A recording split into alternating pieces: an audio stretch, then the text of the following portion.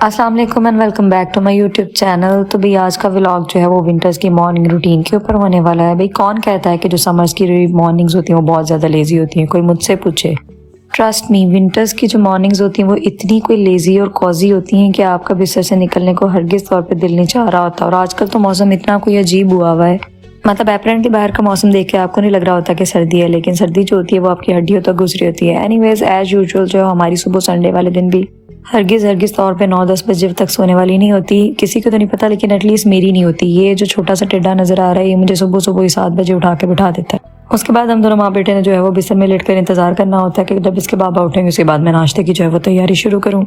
आज नाश्ते में मेरा प्लान था कि मैं कीमा भरे पराठे बनाऊंगी, क्योंकि जो कीमा बना हुआ था, हम लोग देसी घर के लोग हैं तो जो भी हमारा सालन बच जाता है हम उसको पराठों के अंदर डाल के उसके पराठे बना लेते हैं। और इस बार भी मुझे लगता है जिंदगी में कोई पहली दफा ऐसा हुआ है कि मैंने कोई जी भर के बीफ का जो कीमा बनाया था, हम आदमी वो खाया हुआ ना। इससे पहले मैं बीफ नहीं खाती इतने शौक से। एनीवेज उसी रात के बचे कीमे के अंदर मैंने जो है वो मसाले कुछ एक्स्ट्रा स्पाइसेस ऐड किए, क्योंकि जब आप इसको पराठे के अंदर फिल करके खा रहे होते हैं तो पहले के जितने भी स्पाइसेस होते हैं वो काफी ज्यादा आपको हल्के फील हो रहे होते हैं। मोर ओवर आपने इसके साथ किसी न किस्म की कोई सॉस या चटनी वगैरह का इस्तेमाल करना ही होता है, तो इसलिए हम लोग एक्स्ट्रा स्पाइसेस लाजमी तौर पर इसके अंदर ऐड करते हैं। आटा जो है वो मैंने सुस्ती को मलोने खातिर लाते वक्त रात को ही गूंद कर रख लिया था कि सुबह उठकर मुझे जस्ट इसको फ्राई करना पड़े पराठे बनाकर, और कोई काम इतना खास ना हो। तो जस्ट सिंपली मैंने जो है वो मसाले की पराठों के अंदर फिलिंग किया, उसके बाद इसको अच्छे तरीके से बेला। अच्छा, जो फिलिंग के पराठे होते हैं मैं इनको नॉर्मली जो है वो बेलने से नहीं बेलती है। मेरी कोशिश होती है कि मैं इसको हाथ से टैप करके अच्छे तरीके से फ्लैट कर लूँ। मुझे लग रहा होता है जब आप इसके ऊपर बहुत ज्यादा बेलना इस्तेमाल करते हैं, इसको बेलते हैं तो पराठा शायद फट जाता है, या फिर हो सकता है मेरा वहम भी हो, लेकिन मेरे साथ एटलीस्ट यही होता है तो मैं ज्यादा हाथों का इस्तेमाल करती हूँ।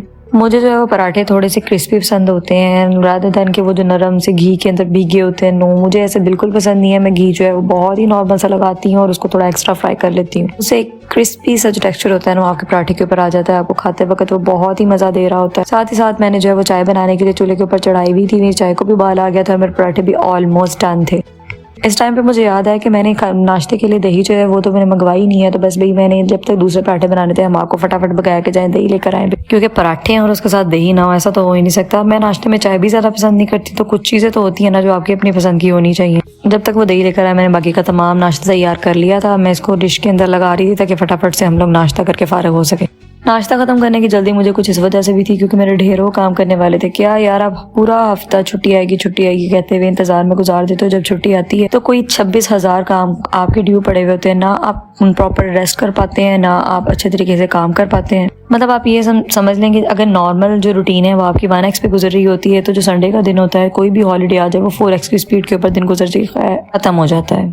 एनीवेज रोए पीटे कुछ भी करे, पूरे हफ्ते के जो काम आपने इकट्ठे किए होते हैं आपको वो तो संडे के अंदर करने होते हैं। फटाफट से मैंने बस बेडशीट चेंज की है। बेडशीट सबसे पहले मैंने इसलिए चेंज की थी, मैं सोच रही थी मैं अपने टिड्डे को सुला लूँ ताकि बाकी तमाम काम मैं आसानी से कर सकूँ। तो बस भी नाश्ता करने के बाद मैंने सबसे पहला काम ये किया कि बेडशीट चेंज करके इस अयान को सुलाया। अयान सो जाएगा तो मुझे थोड़ी सी रिलैक्सेशन हो जाएगी, मैं सारे काम जो है वो आसानी से कर लूंगी। और भाई अब मैं किचन में आ गई हूँ। मुझे अब चीज़ की ना इसकी आदत हो गई है कि ऐसा हो ही नहीं सकता कि मैं दूध बॉईल करूँ और दूध उबल के चूल्हे के अंदर ना गिरे। और ऐसा होता है कि वो एक दफ़ा कभी दूध गिरा हुआ आपका वैसे चूल्हे के ऊपर रह जाए और आप उसके ऊपर कोई चीज़ पका लें तो वो इतना कोई गंदे तरीके से आपके चूल्हे के साथ चिपक जाता है। तो वीकेंड था तो घर के तमाम हिस्सों की तरह चूल्हे की भी डीप क्लीनिंग होनी जो है वो लाजमी तौर पर मंजूर थी। तो मैंने जो है वो आज सोचा था कि मैंने चूल्हे को भी अच्छे तरीके से रगड़ के साफ करना है। मैं कोई ऐसी टिप या कोई ऐसा हैक ढूंढ रही थी जिससे मुझे लगे कि मेरे हाथों की थोड़ी सी मेहनत कम हो जाए और चूल्हा जल्दी चमक जाए। मेरी सिस्टर मेरे साथ ये टिप शेयर की थी कि भाई कोलगेट का इस्तेमाल करके जी टूथपेस्ट का इस्तेमाल करें आप अपने चूल्हे के ऊपर। अगर कोई बहुत ज़्यादा जमे हुए दाग हैं, चिकनाई है या कुछ भी है, मतलब आपको कोई बहुत ज़्यादा मेहनत नहीं करनी पड़ती, बहुत ज़्यादा जोर आजमाई नहीं करनी पड़ती, बड़े ही आसानी से वो जितने भी आपके दाग होते हैं बड़ी आसानी से साफ़ हो जाते हैं। मैंने आज ये टिप पहली दफ़ा इस्तेमाल की थी बट इट्स 100% सक्सेसफुल। ये बहुत अच्छी टिप है। इसकी साफ़ सफाई करने के बाद अगला काम जो था वो बर्तन धोने का था। अच्छा, मुझे बर्तन धोना जो है वो कभी भी अलग से काम नहीं लगा। मतलब घर के बाकी सारे काम होते हैं, बर्तन धोना भी कोई कामों में से काम होता है। मैंने देखा है कई घरों के अंदर बहन भाई जो होते हैं वो बर्तन धोने से लड़ाइयाँ हो रही होती है कि इस टाइम के नहीं धोने, इस टाइम के नहीं धोने। मेरा पर्सनली ये ओपिनियन होता है कि घर के बाकी सारे काम एक तरफ और बर्तन धोना जो होता है वो तो किसी काम की मतलब लिस्ट में आता ही नहीं है ना, वो तो आप साथ साथ करते हुए भी धो लेते हैं। मतलब आपको देर ही कितनी लगती है, आपने एक बर्तन धोया साथ में इसको वॉश करके रख देना, वो इकट्ठे होंगे ना आपको धोने का कोई बहुत ज्यादा झंझट होगा। मैंने तो एटलीस्ट जब से अपनी किचन में पर्सनली काम करना शुरू किया तो मैंने कभी भी नहीं देखा कि मेरा जो है वो सिंक बहुत ज्यादा बर्तनों से फिल हुआ हुआ हो या मैंने पूरे टाइम के एक धोने के लिए इकट्ठे करके रखे हो। जैसे ही मैंने किचन का काम खत्म करके निकलना है, मैंने अपने बर्तन भी साथ ही खत्म करके धो के सिंक को साफ करके फिर ही निकलना होता है।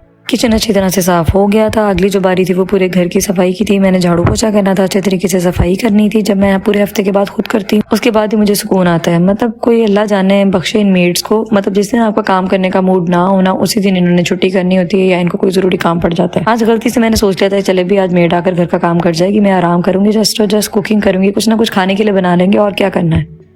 पर नहीं, उन मैडम साहिबा का नंबर सुबह से ही बंद था और मुझे मतलब मजबूरन उठ के खुद ब खुद ही पूरे घर की सफाई करनी पड़ी। पर मैंने सोचा अच्छी बात है, एक दफ़ा आपको हफ्ते के अंदर सारे काम जो है अपने हाथ से भी गुजार लेने चाहिए। मतलब तसल्ली हो जाती है कि घर की हर चीज़ जो है वो अपनी जगह पे मौजूद है, हर जगह हर कोना हर चीज़ प्रॉपर तरीके से साफ सफाई चल रही है। Anyway this was the moment जब मेरा काम तकरीबन तमाम खत्म हो गए थे। अयान भी सोया हुआ था तो मैंने ही इस लम्हे को गनीमत जाना कि चले भी हमाद भी घर पे नहीं है, मैं थोड़ी देर के लिए लेट जाती हूँ, आराम कर लेती। पता नहीं मुझे कोई बहुत ही बुरी आदत है इस बचपन से लेके अब तक कि दिन के टाइम मुझे नींद नहीं आती। मैं जितनी भी कोशिश करूँ मैं नहीं सो सकती। तो मेरी याशी इतनी होती है कि मैं बिस्तर के ऊपर लेट कर कोई टीवी देख लूँ, स्क्रॉलिंग कर लूँ, इंटरनेट स्क्रॉल कर लूँ, फेसबुक देख लूँ, इंस्टा देख लूँ, that's it. Anyways, this was all for today. Thank you so much for watching. Kindly like my video, share my video, subscribe my channel. Allah Hafiz.